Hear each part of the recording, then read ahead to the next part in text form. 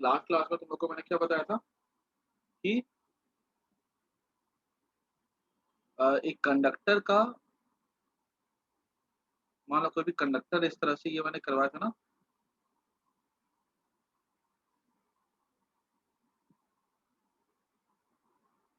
तो इसको हमने अगर पॉजिटिव चार्ज दे दिया,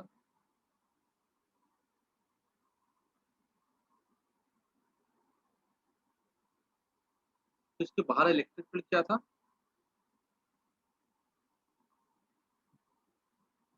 ऐसे करके बोला था कि यहाँ पे इलेक्ट्रिक फील्ड होता है सिग्मा बाय एप्सिलॉन नॉट, है ना, क्योंकि इसको हमने ऐसा किया था integration E D S.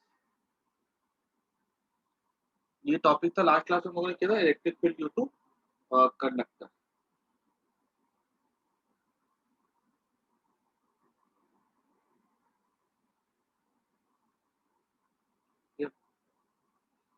E D S equal to Q in by epsilon not.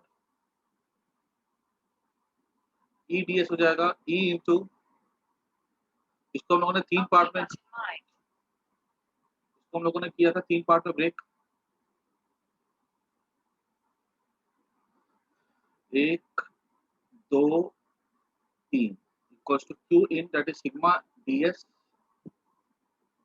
Epsilon not.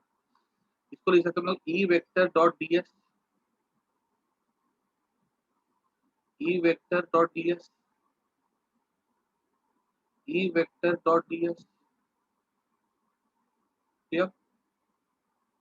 ये हो जाएगा bottom plane surface,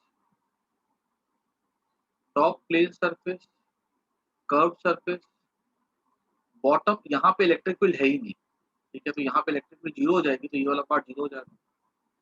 top plane surface पे इलेक्ट्रिक फील्ड ऐसे जाएगी, ये हो जाएगा E into D S into S. और कर्व सरफेस पे तो इलेक्ट्रिक फील्ड 90 डिग्री एंगल बनाएगी, ये भी हो जाएगा zero. Sigma D S by epsilon not, यहाँ पे क्या करो इलेक्ट्रिक, यहाँ पे एरिया डी एस लिया गया, ई हो जाएगा सिग्मा डी एस, तो ई हो जाएगा सिग्मा बाय एप्सिलॉन नॉट। ठीक है, electric field due to conductor. ठीक है, ये नोट कर जाना है। अच्छा, अगर हमसे पूछा जाएगा यहाँ पे कि कोई भी मेटल शीट अगर ऐसी होती है तो इसकी वजह से इलेक्ट्रिक फील्ड क्या होती है, तो याद है हम लोगों ने गॉस थ्योरम से करके देखा था, उसमें ई इधर भी था, उसमें ई इधर भी था, उसमें सिग्मा था चार्ज डेंसिटी, तो उसमें इधर इलेक्ट्रिक फील्ड आता था sigma by two epsilon not. Clear? तो अगर हमसे ये पूछा जाएगा कि ये कंडक्टर में ये बाहर में कितनी इलेक्ट्रिक फील्ड होगी, तो मैंने बोला सिग्मा बाय एप्सिलॉन नॉट। अगर पूछा जाएगा सिर्फ इतने से पार्ट के लिए इलेक्ट्रिक फील्ड कितना होगा, तो आंसर है sigma by two epsilon not, क्योंकि हमने पढ़ के देखा था पीछे में। तो रिमेनिंग कंडक्टर की वजह से यहाँ पे इलेक्ट्रिक फील्ड कितना होगा, sigma by two epsilon not, क्योंकि ये कंट्रीब्यूट करा sigma by two epsilon not. Total यहाँ पे सिग्मा बाय एप्सिलॉन नॉट है, तो बाकी कहाँ से आ रही है, तो रिमेनिंग कंडक्टर की वजह से इलेक्ट्रिक फील्ड आ रही है। इसको नोट कर दो, लिख भी देता हूँ मैं यहाँ पे, E vector due to small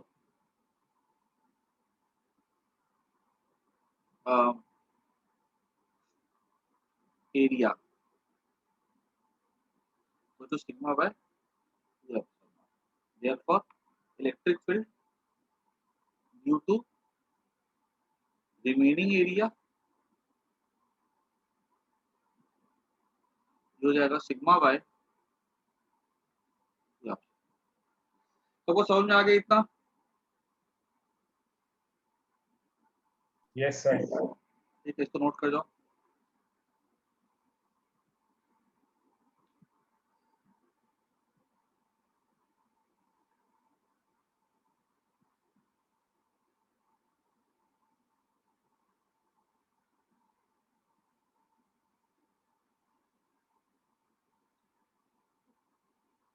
कि ना एनसीईआरटी में तुम लोग के एडिशनल एक्सरसाइज में इस तरह के क्वेश्चन दिए हुए हैं।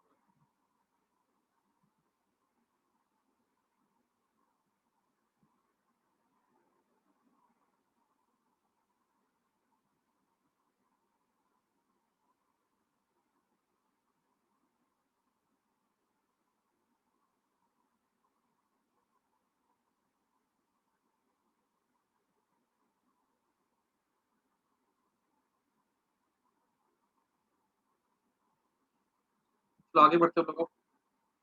अगर अब देखो एग्जाम में कैसे क्वेश्चन आ सकते हैं, सुनो ध्यान से। मान लो कोई कंडक्टर ऐसा है,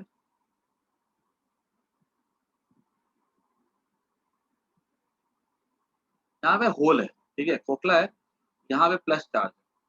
और याद रखना, ये जो चार्ज का जो डिस्ट्रीब्यूशन होता है ना इस कंडक्टर के सरफेस पे, वो यूनिफॉर्म नहीं होता है, ठीक है। कहीं पे ज्यादा होता है, कहीं पे कम होता है। जहाँ पे जितना नुकीला होगा ना उतना वहाँ पे चार्ज ज्यादा होता है। वो क्यों होता है हम लोग जाके सीखेंगे, इलेक्ट्रिक पोटेंशियल में जाके सीखेंगे, ठीक है। लेकिन अलग अलग चार्ज अलग अलग होता है। यहाँ पे हॉलो है, यहाँ पूछ लेगा कि यहाँ पे इलेक्ट्रिक फील्ड क्या होगी, तो बता सकते हो मेरे को कितना होगा। यहाँ से अगर मैंने हल्का सा कंडक्टर को हटा दिया है तो ठीक उसके ऊपर इलेक्ट्रिक फील्ड क्या होगी, बोलो सब कोई। हमारे पास ऑप्शन है 0, sigma bye 2 epsilon not, sigma bye epsilon not. तीन में से कोई एक बताओ।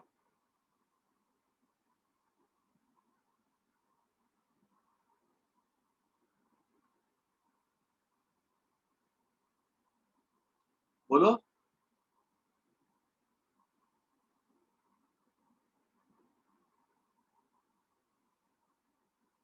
वेरी गुड अवनी, बाकी लोग क्या बोलते हो?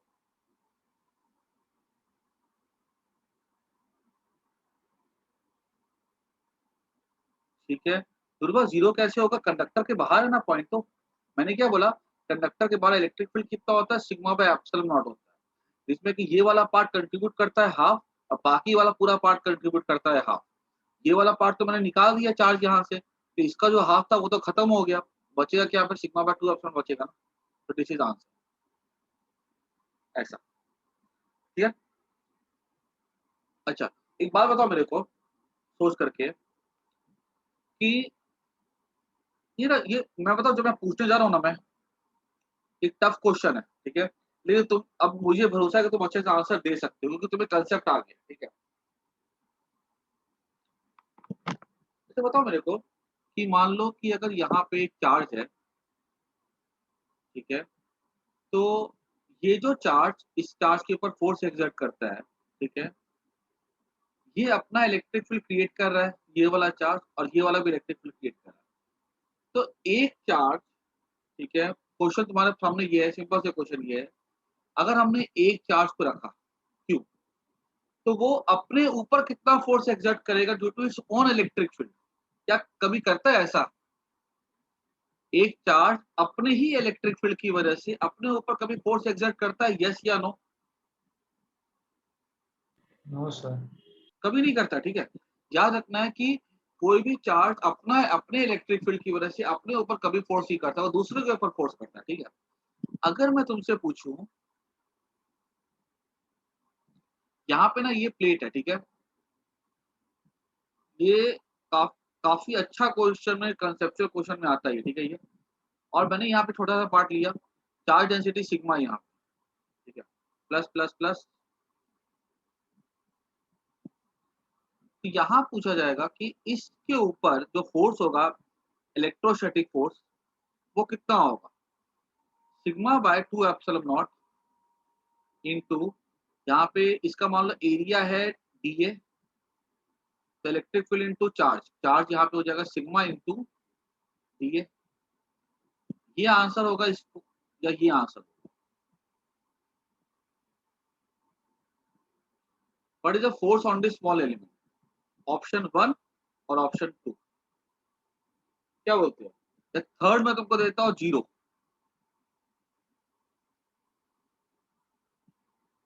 मैंने तुम्हें हिंट दे दिया पहले ही।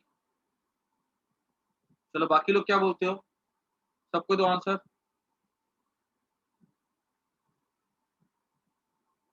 वेरी गुड, दुर्गा दो आंसर।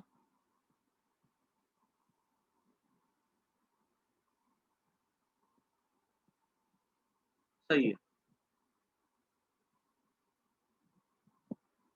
देखो सबको समझ में आ रही बात। मैंने बोला कि ये इलेक्ट्रिक फील्ड जो अपनी वजह से पैदा करा सिग्मा बाय 2 एप्सिलॉन नॉट, उसकी वजह से थोड़ी फोर्स यहाँ पे एक्सर्ट होगा। फोर्स किसकी वजह से होता है, ये कंडक्टर की वजह से। तो दिस इज द आंसर, ठीक है। तो फोर्स क्या हो जाएगा, sigma square by 2 epsilon not D, ठीक है, दिस इज द फोर्स। अब पूछेगा प्रेशर क्या है यहाँ पे, तो प्रेशर हो जाता है force by area, that is sigma square by 2 epsilon not. तो बताओ 95% बच्चे को इसका आंसर नहीं आता, गारंटी के साथ मैं लिख के दे सकता हूँ। वो पता है क्या करेंगे, अधिकतर बच्चे क्या लिखेंगे, वो बोलेंगे कि यहाँ तो electric field sigma bye epsilon not है, ठीक है? तो फोर्स क्या करेंगे, वो सिग्मा डीएस है, तो यहाँ पे 2 को मिस आउट कर देते हैं, यहाँ पे sigma bye square by DA bye epsilon not रहने रहने देते हैं। वो 2 यहाँ पे मिस आउट नहीं करते, गलत बात है वो। क्योंकि कोई भी चार्ज अपने ही इलेक्ट्रिक फील्ड की वजह से अपने ऊपर फोर्स एक्सर्ट नहीं कर सकता। तो वो क्लियर हो गई बात, ठीक है? तो अब हम लोग इस चैप्टर को अलविदा बोलते हैं, गॉस थ्योरम को, ठीक है? चैप्टर 1 उसको कुछ-कुछ बातें मैं तुम लोग को और बता देता हूँ, ठीक है? तुम लोग इम्पोर्टेंट पॉइंट लिख लो, हालाँकि ये सब बताई हुई चीज़ है मेरी, ठीक है? लेकिन लिखा रहेगा तो एक बार अच्छा रहेगा।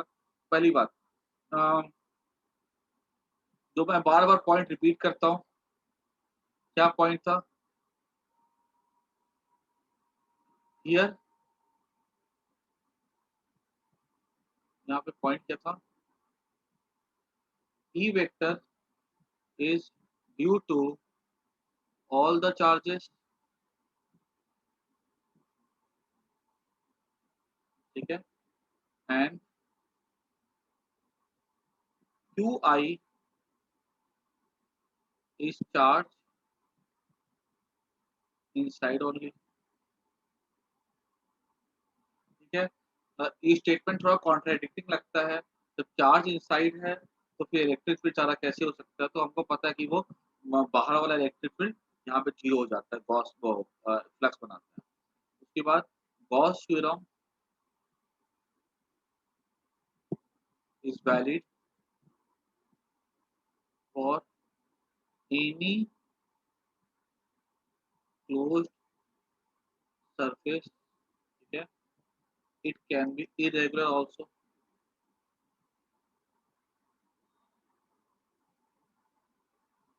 आड़ा-चढ़ा कुछ भी हो ऐसा-ऐसा ये बंद होना चाहिए, खत्म होना चाहिए। दूसरा पॉइंट, तीसरा पॉइंट क्या था? देखो uh, flux equals to q I by epsilon naught, ठीक है? इफ फाई इक्वल टू 0, अगर फ्लक्स 0 है तो Q I equals to 0 and if Q I equal to 0 flux equal to 0, ठीक है? ये तीसरा पॉइंट नोट कर दो, इन तीनों पॉइंट को पढ़ा हुआ है मुझे पता है, लेकिन ये इंपॉर्टेंट है, ठीक है? इसलिए मैं फिर से दिखा रहा हूँ। और पहला पॉइंट तो जिंदगी में नहीं भूलना तुम। आईआईटी में पता नहीं 3 बार पूछ चुका हुआ ये सवाल, मेडिकल में कितनी बार पूछ चुका हुआ है कि यहाँ पे ई किसकी वजह से होता है? इनर चार्ज की सारे, आउटर चार्ज के सारे चार्ज, तो लिख क्या होगा? सारे चार्ज।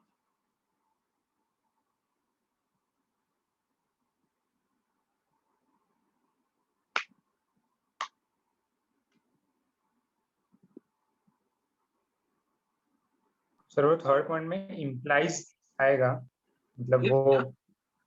मतलब अगर फ्लक्स 0 है तो वो इम्प्लाई कर रहा है कि क्यू आई 0 है ऐसा। ये फ्लक्स क्या बोल रहे हो? सर अगर फ्लक्स 0 है मतलब चार्ज एनक्लोज 0 है ऐसा। हाँ ठीक है, सही है। मतलब सर वो फ्लक्स इम्प्लाई मतलब फ्लक्स 0 हो रहा है तो इम्प्लाई कर रहा है ना, मतलब हाँ, उसकी फ्लक्स वजह से। 0 then charge is 0 and if charge 0 then flux 0, inverse भी है। Okay.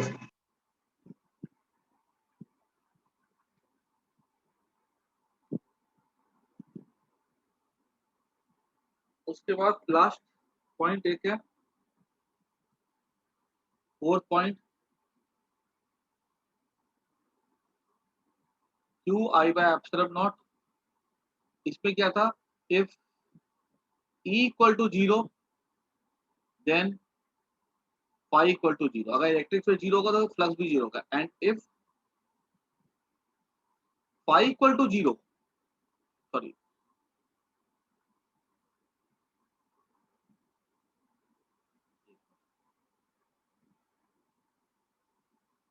if E equal to 0 then flux equal to 0, and if phi equal to 0 then it is not necessary, note करना,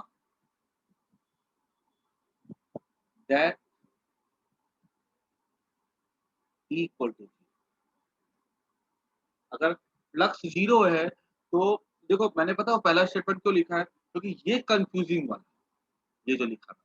बाकी तो तुमको लग रहा है कि E0 फाइ 0, फाइ 0 तो E0, ये ज़रूरी नहीं है। हो सकता है E की वैल्यू हो, DS की वैल्यू हो, ठीक है? लेकिन जो फ्लक्स होगा उनकी वजह से, ठीक है? वो ऐड अप होकर के 0 हो जाए, क्योंकि चार्ज कहाँ पे हो? बॉडी के बाहर। ना जैसे यहाँ पे देखो, तो यहाँ पे चा इलेक्ट्रिक फील्ड है, ऐसे, ठीक है? यहाँ पे फ्लक्स 0 है, E कहाँ 0 है? E तो है लेकिन उसकी वजह से फ्लक्स 0 है। ये नोट कर लो।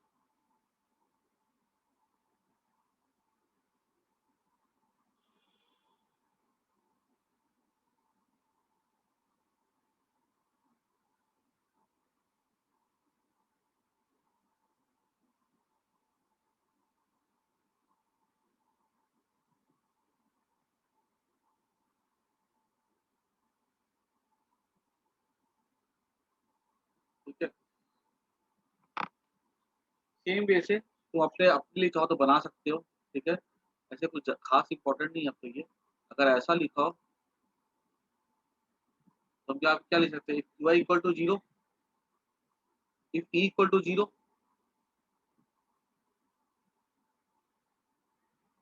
ठीक है? Qi equal to 0, if Qi equal to 0, ठीक है? इट इज़ नॉट नेसेसरी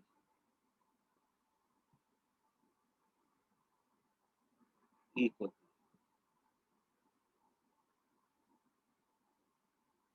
जो मैंने पॉइंट्स लिखा है ना, 1 से लेके तीसरा, चौथा पॉइंट और 5वां पॉइंट, ठीक है? सर ये खाली फिफ्थ वाले तुम्हारे में इससे क्या QI बोला? बाई 0, सर फिफ्थ वाले आपने QI बाई 0 लिखा है, E नॉट हाँ, की तो अगर जगह। E 0 होगा, नहीं सर इधर नहीं, इसके नीचे E नॉट की जगह QI बाई E नॉट होता है ना फॉर्मूले में।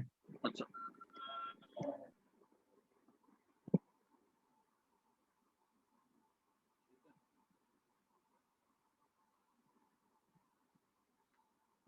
चलो ये चैप्टर हो गया खत्म। अब हम आते हैं नए चैप्टर पे।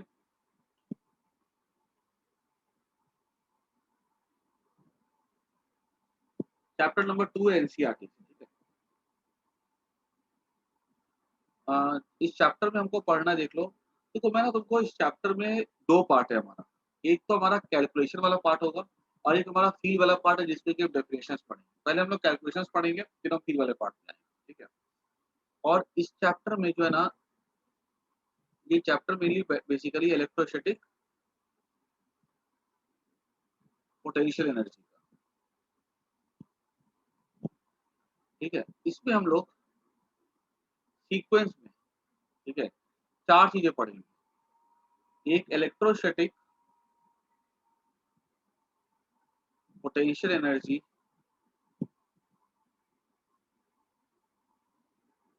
डिफरेंस, दूसरा हम पढ़ेंगे यहाँ पे, और जितनी भी चीजें हम पढ़ेंगे ना सबके सब बिल्कुल से इंटरकनेक्टेड है।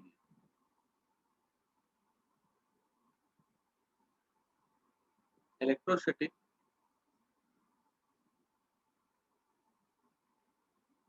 Potential energy,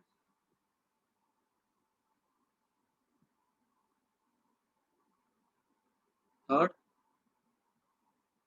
electrostatic potential difference,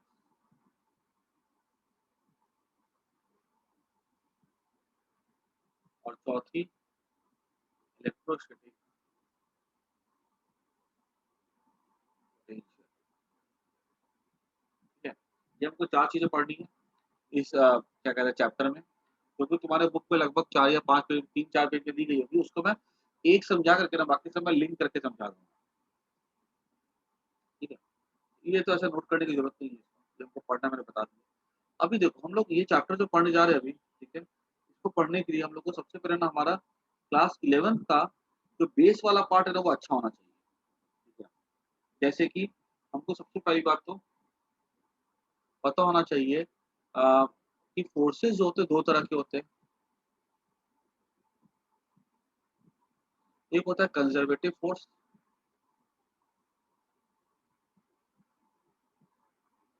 और एक हो जाता है नॉन कंजर्वेटिव।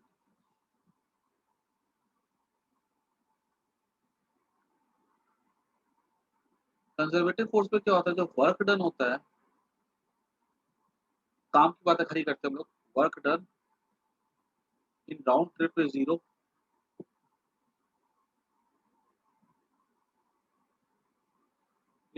और याद रखना है कि potential energy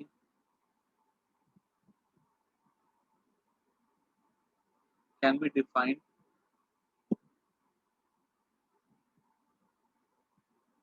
only for conservative.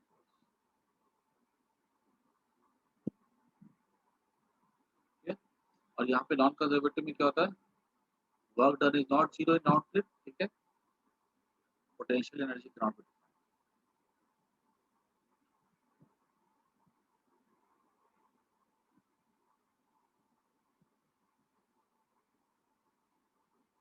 Examples क्या क्या थे, gravitational force, spring force, electrostatic. क्योंकि इलेक्ट्रोस्टैटिक फोर्स एग्जांपल में आता है, इसलिए इस चैप्टर में भी इसकी पढ़ाई होगी। और इसमें क्या आता है, फ्रिक्शन, विस्कस, ठीक है। ये बेसिकली क्लास लिख देना ऊपर में 11th रिवीजन, इसको नोट कर लो, फिर आगे में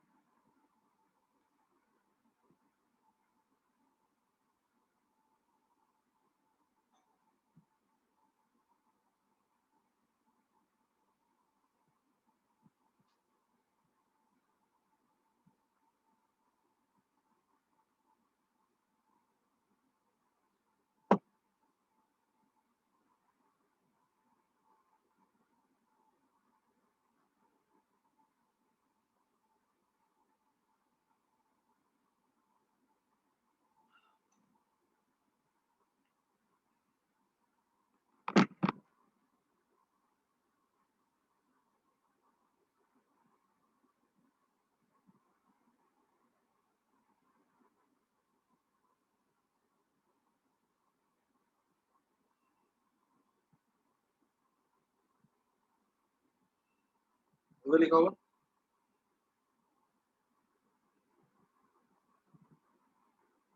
हाँ, ये स्क्रीनशॉट ले लो, नहीं तो फिर ये, और इसको अगर नोटबुक पे तो को लिखना पड़ेगा, क्योंकि अभी क्या 12th का पढ़ाऊंगा ना, तो रिवीजन के एक बार साइड पे लिखा रहेगा ना, तो तुमको बार बार रेफर करने की जरूरत नहीं पड़ेगी, ऐसा,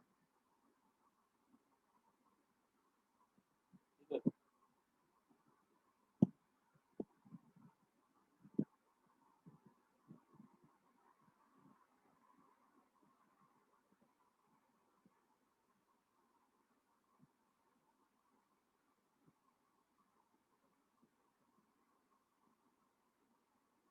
तो आगे बढ़ते हम लोग अब।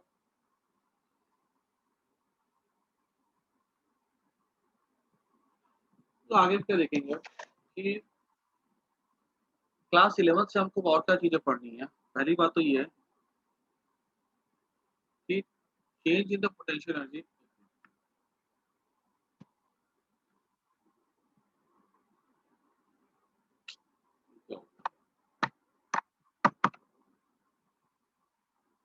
हाँ देखो, देखो जो पॉइंट मैं बता रहा हूँ ना, उसमें से देखो और क्या क्या तुम्हें याद रखना है। पहली बात, एक था तुम लोगों ने सीखा था वर्क एनर्जी थ्योरम, हालांकि इसका अभी कुछ खास काम ना आए, लेकिन ये हमारे फिजिक्स में बहुत इंपॉर्टेंट है। वर्क एनर्जी थ्योरम क्या था कि work done by all the forces, conservative force, non conservative force, plus work done by external force, equal to change in the mechanical energy, ठीक है, change in the mechanical energy,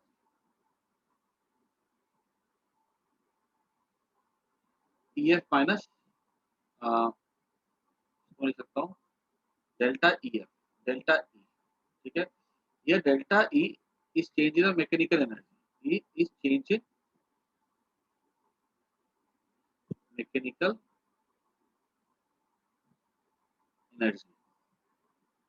mechanical energy का change मतलब क्या होता है, delta E equal to change in potential energy plus change in the kinetic energy.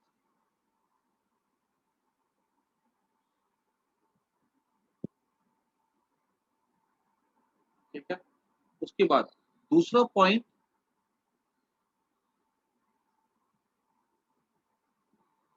एक sorry sorry, हाँ एक sorry, change in kinetic energy, sorry sorry, change in kinetic energy. एक point ये याद रखना है, और दूसरा पॉइंट ये याद रखना ना कि work done by conservative force is equal to negative change in the potential energy। ठीक है, ये याद रखना। ठीक है,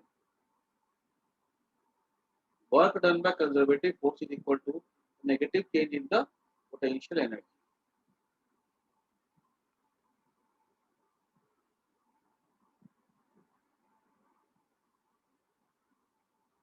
तो नोट कर लो।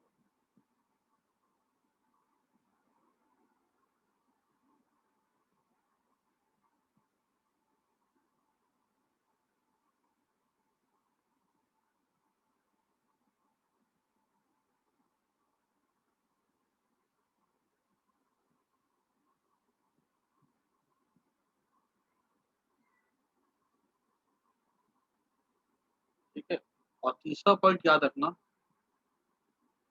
अ, ये दो दूसरा point, if body is move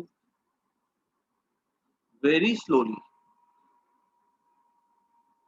then, ये सब प्योर रिवीजन है क्लास 11 का। ठीक है,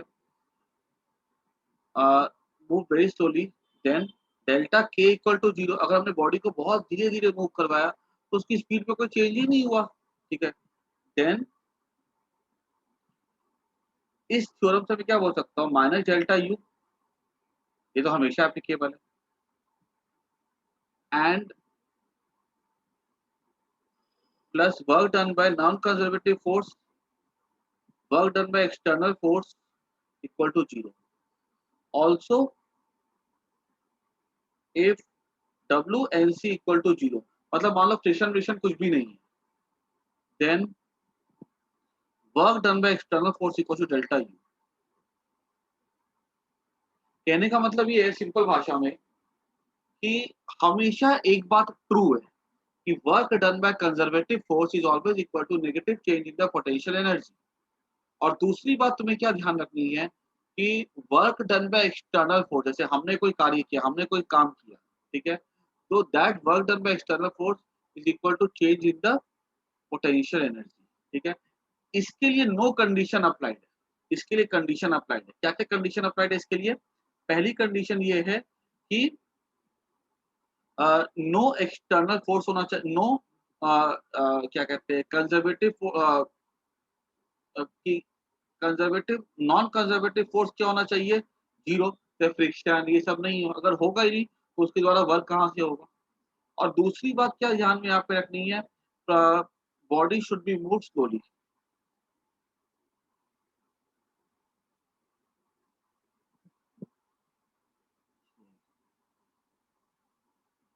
ये इतना सबको अच्छे से समझ में आना चाहिए। ठीक है, और नोट कर दो इन चीजों, बहुत बहुत इंपॉर्टेंट है, ये बहुत जगह काम आता है हमारे फिजिक्स में। अच्छे से नोट कर दो, लिख देना ऊपर पे टॉप पे क्लास 11 रिवीजन।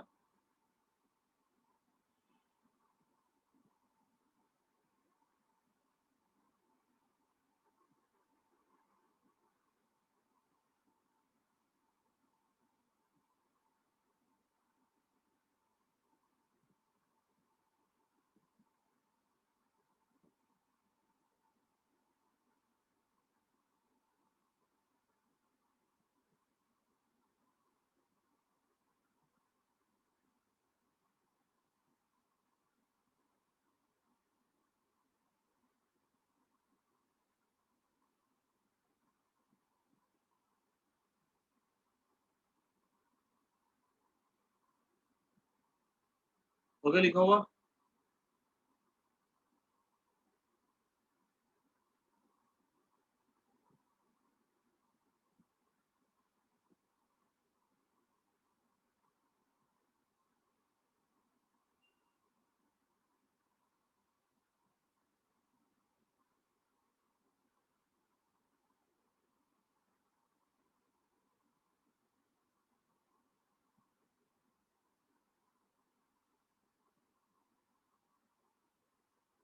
तो आगे बढ़ते हैं। अब आते हैं हम लोग अपने क्लास 12 के टॉपिक पे, ठीक है? बोला गया ना कि यहाँ पे एक चार्ज है फिक्स, ठीक है? और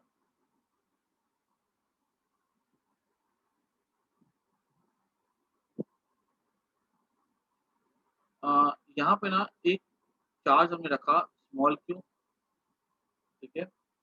और उस चार्ज को ये जो लोकेशन है ये R1 है,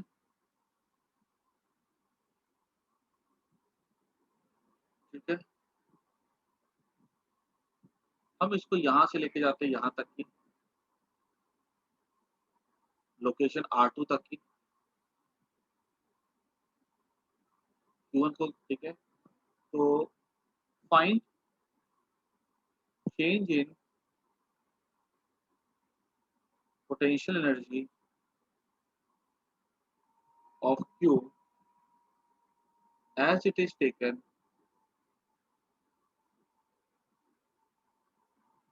from R1 to R2, ठीक है? ये हमको निकालना change in potential energy of Q when it is taken from R1 to R2। यहाँ पे कैपिटल Q फिक्स्ड है, ये कैसा चार्ज है, ये फिक्स्ड है।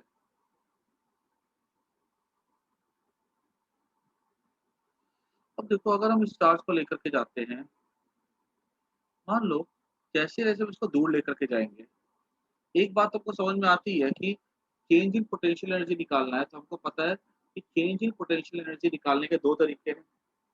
हम लोग पहला वाला फॉलो करेंगे, ठीक है? फिर हम लोग सेकंड से भी करके देखेंगे, लेकिन फर्स्ट हम लोग पहला वाला करेंगे। चेंज इन पोटेंशियल एनर्जी निकालने का तरीका ये होता है कि it is equal to negative work done by the conservative force, सीधी-सी बात है। हम यहाँ पे लिख देते हैं delta U equals to negative work done by the conservative force. हमने अभी जस्ट देखा है what is it FDS, work done by the conservative force, ठीक है ना? Work done by conservative equals to FDS। यहाँ पे माइनस साइन था, इसको इधर भेज दिया, ठीक है? अब देखो अगर देखो हमको अगर कभी भी वर्क डन निकालना हो ना, तो चेंज इन पोटेंशियल एनर्जी निकालना हो, तो work done by conservative force ज़्यादा अच्छा रहता है, क्योंकि उसपे क्या कोई कंडीशन अप्लाइड नहीं है। एक्सटर्नल फोर्स से निकालने के लिए क्या कंडीशन अप्लाइड होती है, 2 कंडीशन अप्लाइड होती है, मैंने बता के रखी है, ठीक है? लेकिन इसके इसके लिए कोई कंडीशन अप्लाइड नहीं है। तो अब अगर हमको निकालना है चेंज इन पोटेंशियल एनर्जी, जब वो 1 से लेकर 2 जाएगा, तो हम क्या करते हैं, हम ना पहले यहाँ पे एक छोटा-सा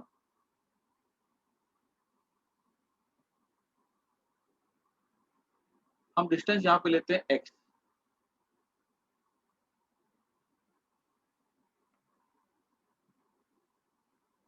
ठीक है? और हम क्या करते हैं, यहाँ से डिस्प्लेसमेंट करते हैं बॉडी के लिए dx, ठीक है? तो जो भी मैं जो भी क न क electrostatic which is a conservative force work करेगा 1 से लेकर 2 तक ले जाने में, वही चेंज इन पोटेंशियल एनर्जी हो जाएगा। तो हम यहाँ पे क्या लिख सकते हैं, delta U equals to minus what is here F, electrostatic force, K Q, capital Q into small q। मैं आपको तो ब्लैक से लिखता हूँ ना,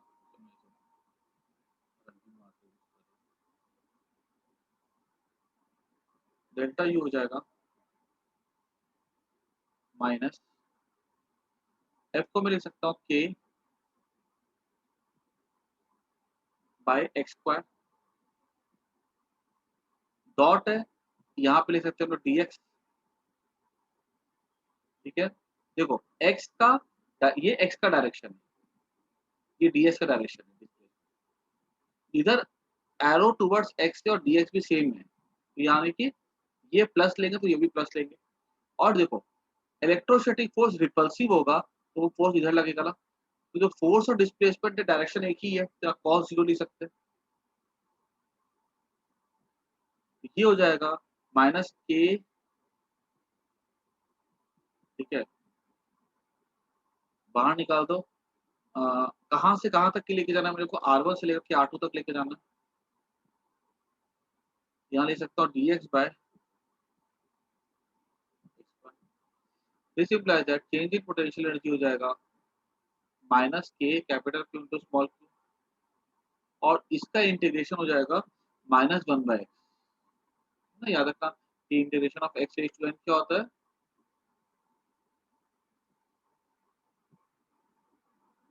कहाँ से कहाँ तक के लेके जाना है हमको, R1 से लेकर के R2 तक। तो ये लिख सकता हूँ मैं डेल्टा यू हो जाएगा चेंज इन पोटेंशियल एनर्जी ना, that is UF minus UI, where is यहाँ पे इनिशियल पॉइंट था तो ये यूआई हो जाएगा और ये फाइनल पॉइंट हो जाएगा, इक्वल्स टू माइनस एन को बाहर निकाल दो, K capital Q to small Q 1/R2, ठीक है, this is the change in the potential energy, इसको नोट करो।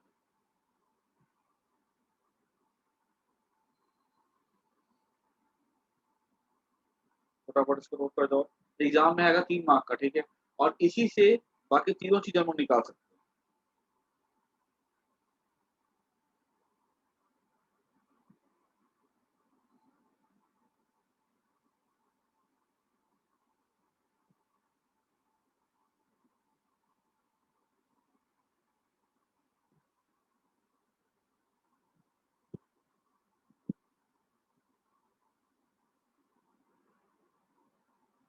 तो फटाफट नोट कर दो।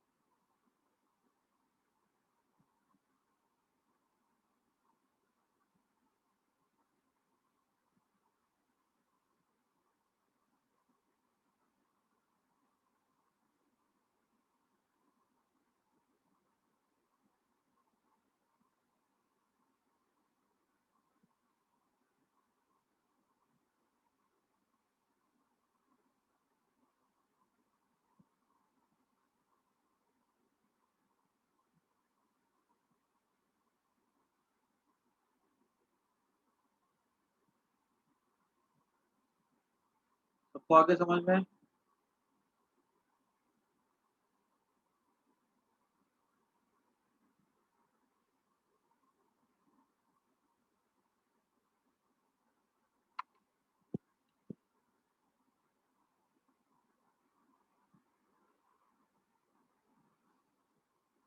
ठीक है, ये मेथड 1 है।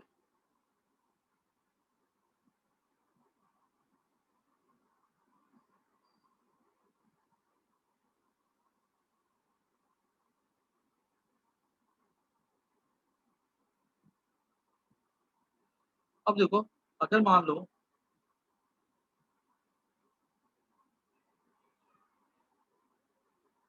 ये सबको क्लियर हो गया ना, ठीक है, ये सबको अच्छे से जाना चाहिए, UF minus UI equal to change in potential energy हो, चेंज इन पोटेंशियल एनर्जी। अभी नेक्स्ट टॉपिक हमारा आता है कैलकुलेट, सेकंड क्वेश्चन होगा इलेक्ट्रोस्टैटिक पोटेंशियल एनर्जी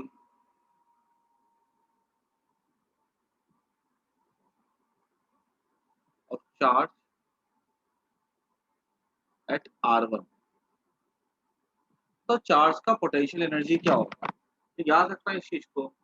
अगर हमें कभी भी पोटेंशियल एनर्जी निकालने के लिए बोला जाए तो हम पोटेंशियल एनर्जी निकालने के लिए क्या करते हैं, पहले रेफरेंस चूज करते हैं, याद रखना हमेशा इस चीज। जैसे मान लो तुमसे वो पूछ लेगा कि तुम्हारा घर कहाँ पे? ठीक है? तुम अपना घर बताने के कोई लैंडमार्क तो बताओगे कि मेरा घर जो है क्या कहते हैं सूर्या कॉम्प्लेक्स के पीछे है, ठीक है? या इस लोकेशन पे है, ठीक है? यहाँ पे कोई मान लो कोई अशोक फार्म हाउस के पास है। तो तुम्हें अपना घर का लोकेशन बताने के लिए पहले एक ऐसा लोकेशन बताना पड़ता है, जिसके बारे में सबको पता होता है ना? एक तो अपना पोज़ीशन डिफाइन करने के लिए तुमको एक ऐसी पोज़ीशन बतानी पड़ती है which is well defined. In the same way हमको ओरिजिन चाहिए होता है in short. In the same way अगर हमें किसी पॉइंट पे भी इलेक्ट्रोस्टैटिक पोटेंशियल एनर्जी बतानी है किसी भी चार्ज के लिए, तो हमें सबसे पहले पोटेंशियल एनर्जी डिफाइन करनी पड़ती है एक लोकेशन के लिए।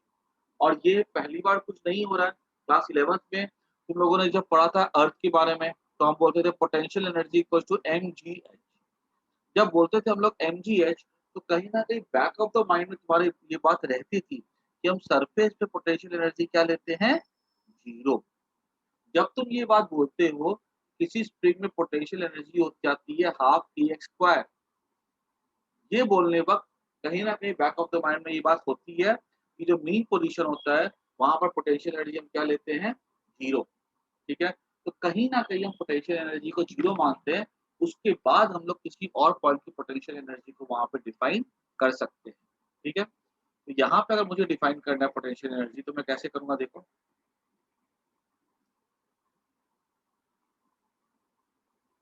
तो अगर यहाँ पे कैपिटल Q है,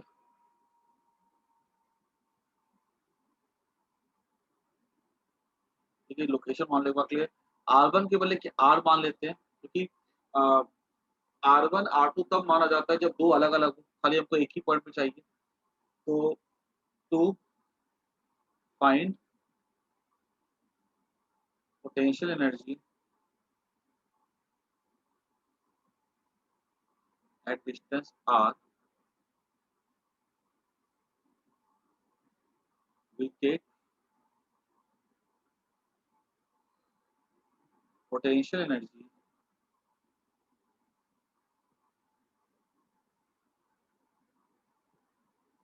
of system of charge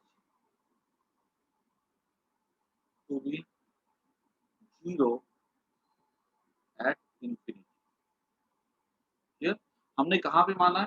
terminate हमारे लिए कहाँ पे होता है? इन्फिनिटी पे माना टर्मिनेट होता है।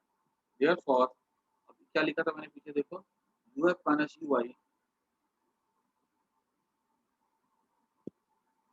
ए q one क्यू2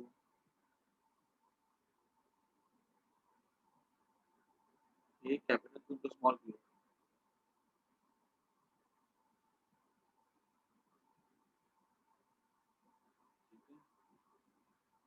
1 by R2 minus 1 by R1।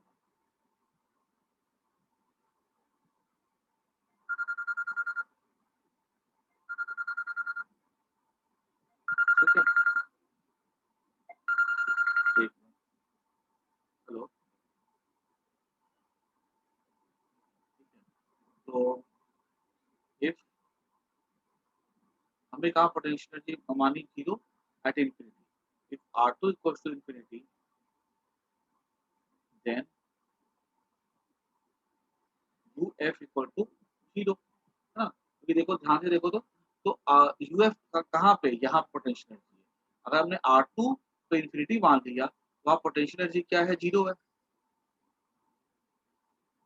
This implies that UF it is 0 minus UI equal to k Q into small q 1 bye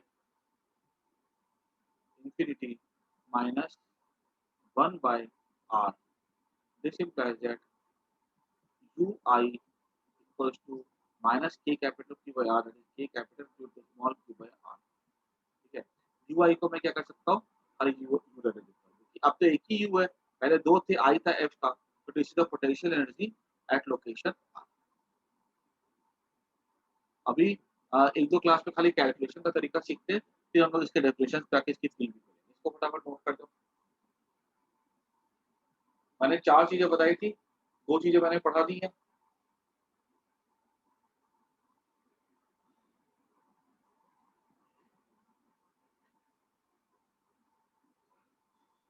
sir इसमें सिस्टम के लिए क्यू को भी क्या नहीं बोल बोल रहे हो? सकते क्यू की। सर इसमें आपने लिखा है कि we take potential energy of system to be zero at infinity. तो हाँ, सर मतलब सिस्टम का कहने का मतलब क्या हुआ सर, क्योंकि क्यू तो सिस्टम मतलब चेंज दोनों जगह चेंज चार्ज। कर रहा है। देखो, याद रखना है कि जो पोटेंशियल एनर्जी होती है ना, ठीक है, वो स्मॉल क्यू की नहीं है, वो कैपिटल क्यू की भी नहीं है, वो दोनों की मिला करके है, ठीक है। जैसे एग्जांपल ले लो, जब मैं सिस्टम बोलता हूँ इसका मतलब क्या हुआ। मान लो तुम्हारे घर में, ठीक है, तुम्हारे फैमिली के पास, ठीक है, मतलब मम्मी पापा, ठीक है, सब कुछ, भाई बहन जो भी है, ठीक है, तुम्हारे लॉकर में पड़े हुए मान लो 10,000, ठीक है, और बोला गया है कि ये फैमिली के पैसे, भाई जिसको जरूरत है वो ले जा सकता है। अब तुम घर से निकले, ठीक है, तुम्हारा खर्चा, ठीक है, तुमने क्या किया, वहां से 6,000 रुपए ले लिए, ठीक है, पापा ने, पापा ने 4,000 रुपए ले लिए। वो पैसे किसके थे? फैमिली के थे, ठीक है। अब जो जिसकी भी जिस मेंबर को भी ज़रूरत थी, वो पैसे वो लेकर के वहाँ से निकल गया। इन द सेम वे यहाँ पर जो पोटेंशियल एनर्जी है, वो किसकी है? कैपिटल क्यू की भी है, स्मॉल क्यू की भी है। जिसको जिसको ज़रूरत होगी, अगर मान लो मैंने जैसे कैपिटल क्यू को मैंने इतनी पोटेंशियल एनर्जी यहाँ पे स्मॉल मैंने बोला कि ये किसकी एनर्जी है, ठीक है? ये पोटेंशियल एनर्जी सिस्टम की है। मान लो मैंने कैपिटल क्यू को फिक्स रखा, खाली स्मॉल क्यू को निकलने दिया, तो ये इतनी एनर्जी लेकर के चला जाएगा इन्फिनिटी, ठीक है? अगर मान लो मैंने इसको फिक्स नहीं रखा, ये भी मूव कर सकता है, ये भी मूव कर सकता है, ठीक है?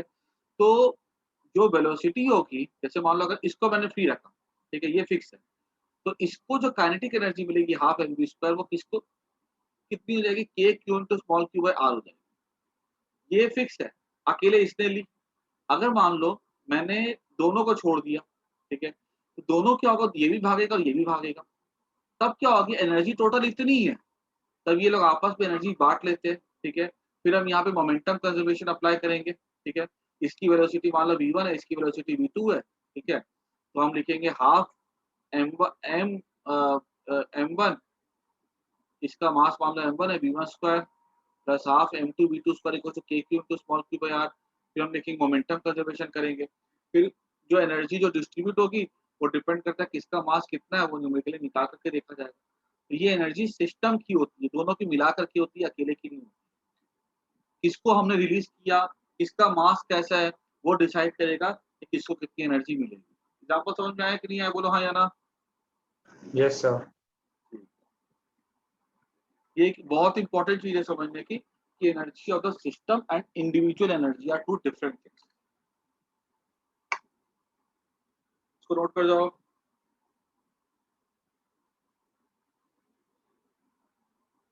एग्ज़ाम के लिए तुमको सिर्फ एक चीज़ आनी चाहिए, वो है electrostatic change in the electrostatic potential energy. जिसको वो आता है, वो बाकी सब खुद से निकाल लेगा। उसके लिए कुछ अलग किताबों में बार-बार अलग चीज़ और एक ही चीज़ को रिपीट करते हुए, ठीक है? वो एक ही चीज़ अच्छे से आनी चाहिए।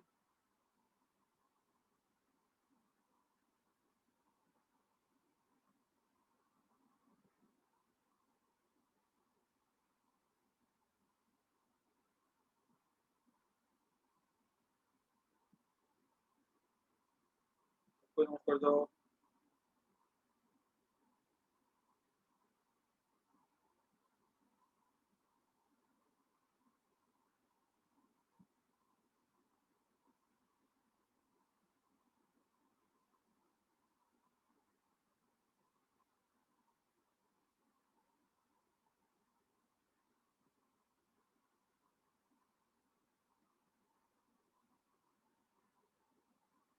उसके बाद आगे बढ़ते हैं हम लोग।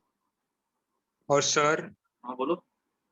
सर हमेशा हम मतलब 11th में ही बोलते थे कि पोटेंशियल एनर्जी हमेशा नेगेटिव लेते हैं, तो इसमें फिर पॉजिटिव क्यों आ गया? क्योंकि यहाँ पे हमने पॉजिटिव चार्ज लिया था ना, देखो, हमने क्या बोला, ये कैपिटल क्यू है, ठीक है, ये स्मॉल क्यू पॉजिटिव लिया, तो फोर्स इधर लगा उसके ऊपर, ठीक है। अगर तुम ये नेगेटिव ले लोगे ना, तो हम यहाँ पे capital Q into minus Q put कर देंगे, तब वो क्या कहते हैं, नेगेटिव आ जाएगी। हमने कैपिटल क्यू को प्लस किया, स्मॉल क्यू को भी तो प्लस किया, तभी तो हम लोगों ने उसके हिसाब से फोर्स देखा है, ठीक है। अगर नेगेटिव चार्ज लेंगे अगर हम लोग, तो वहाँ माइनस साइन कर देंगे, तो पोटेंशियल एनर्जी भी कैसी हो जाएगी, नेगेटिव हो जाएगी। थर्ड हम देखते हैं टॉपिक हमारा होगा पोटेंशियल डिफरेंस।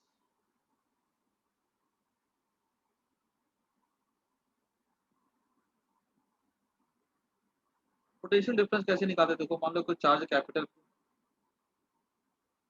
ठीक है? पोटेंशियल डिफरेंस को डिफाइन कैसे किया गया? मान लो अगर ये पॉइंट यहाँ पे चार्ज Q है, ठीक है? देखो पोटेंशियल डिफरेंस मतलब क्या होता है कि अ, एक चीज़ समझना एग्ज़ाम फिज़िक्स में कि हम लोग चाहे डे टू डे लाइफ़ में देखा जाए, ठीक है? हमेशा इंटरेस्टेड होते हैं हम लोग यूनिटरी मेथड में। तुमको बोला जाएगा घर पे जाके लेकर के आओ 4 किलो सेब, ठीक है? तुम दुकानदार के पास जाओगे, तुम उससे कभी नहीं बोलोगे कि तुम जाके भैया 4 किलो सेब कितने का है? तुम पूछोगे भैया रेट कितना है? बोलेगा 1 किलो ₹150 का, तुमने बोला अच्छा 4 किलो ₹600 का होगा। फिजिक्स मैथ्स में 6, 7, 8 में पढ़ते आए हो, अलग से यूनिटरी मेथड चैप्टर ही होती है, ठीक है? एक आदमी इतने दिन में काम खत्म करता है तो 1 दिन में कितना करेगा, ठीक है? इतने सेब का दाम इतना है तो बताओ 1 किलो सेब का दाम कितना होगा? ये सब हम लोग पढ़ते आए हैं। In the same way physics में भी हम इंटरेस्टेड है यूनिटरी मेथड में। हम निकालते हैं force on unit charge, electric field नाम देते हैं। Work done by conservative force in moving the charge from one point two other point in moving a unit charge, ठीक है? वर्क डन बाय क्या कहते हैं negative work done in moving A charge from one point two other point, हम बोलते हैं उसको potential energy difference. Work done in moving a unit charge from one point two the other point, उसको हम नाम देते हैं पोटेंशियल डिफरेंस। याद रखना, अगर हम लोग कोई भी चार्ज मूव करवा रहे हैं 10 कूलम, 50 कूलम, 100 कूलम, एक पॉइंट से दूसरे पॉइंट, तो जो भी work done by conservative force होगा, ठीक है, उसका नेगेटिव कहलाता है पोटेंशियल एनर्जी डिफरेंस। और अगर हमने वहाँ पे चार्ज को कोई भी चार्ज नहीं लेके अगर 1 कूलम चार्ज लेंगे, तो वो जो वर्क डन कहलाएगा वो कहलाएगा पोटेंशियल डिफरेंस। इतना ही बस फ़र्क है। तो सीधी-सी बात है, ए पॉइंट से बी पॉइंट पे चार्ज लेकर के जाएँगे। पूरी कहानी पुरानी जैसी ही है। यहाँ पे चार्ज क्यू नहीं लेकर के क्या लेंगे 1 कूलम लेंगे। लोकेशन R1 है, लोकेशन R2 पे लेकर के जाना है।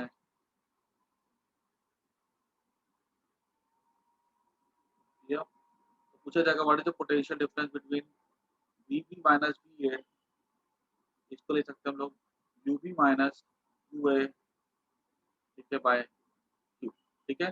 Potential energy difference for unit charge is called as potential difference. Therefore VB minus VA equals to 1/4 by epsilon naught K capital Q by R2,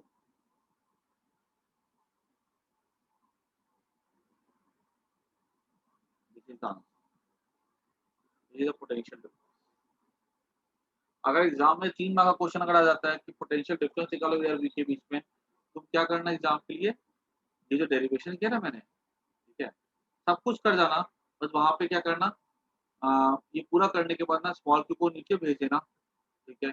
और वहाँ लिख देना वीएफ माइनस वी है, उसको ए कैपिटल की बदला ऑटो माइनस, तो यहाँ पे शुरुआत में तुम q को 1 ले सकते हो, वो भी कर सकते हो, ठीक है? कुछ भी कर लो, बात तो मतलब एक ही बनता है।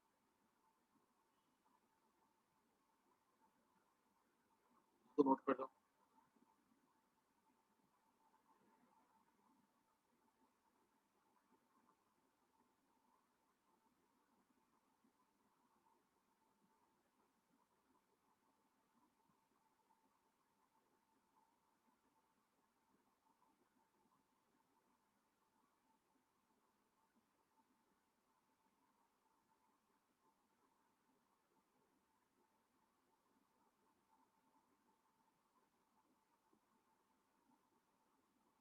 सर आपने 2 बार के क्यों लिखा है? क्या बोल रहे हो? सर आपने 2 बार के क्यों लिखा है? 1/4 पे एप्सिलॉन नॉट और फिर के भी लिखा है।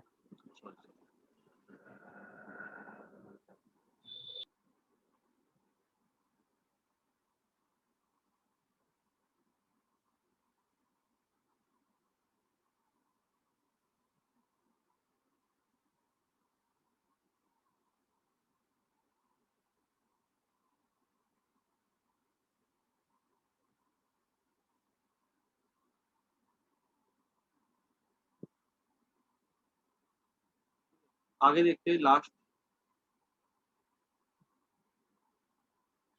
Potential at A point.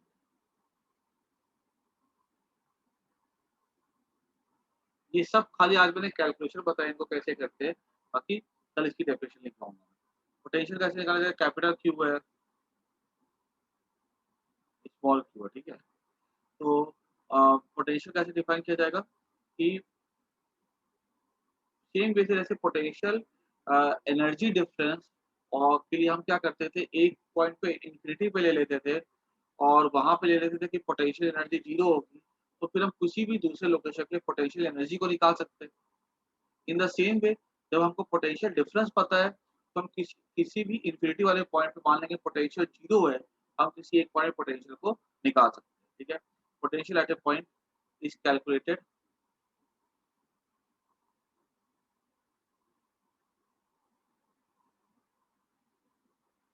जो चीज़ें तुमने यहाँ लिखी थी ना,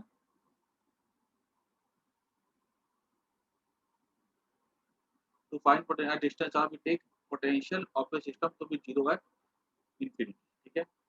एग्ज़ैक्टली वहाँ पे वही चीज़ लिखी है। नोट कर लो कॉपी में। To find potential at distance r we take potential of the system to be 0 at infinity, clear? यहाँ लिख लो Vf minus Vi equals to k cube by 1 by r2 minus 1 by r1, ठीक है? और यहाँ पे infinity कर दो और एक एक तरफ 0 कर दो और V को लिख दो k capital Q by r, खत्म। चारों एक लिंक से हम लोगों ने समझ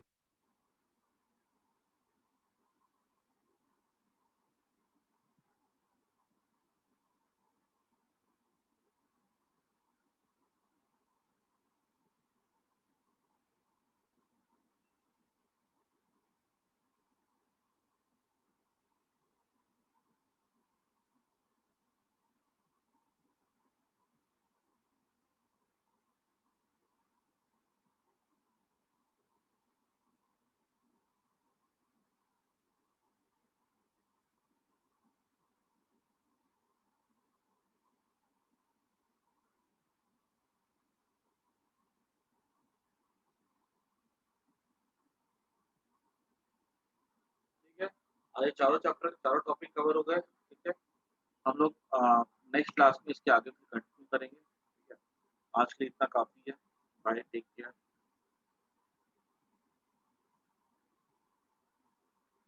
बाय सर।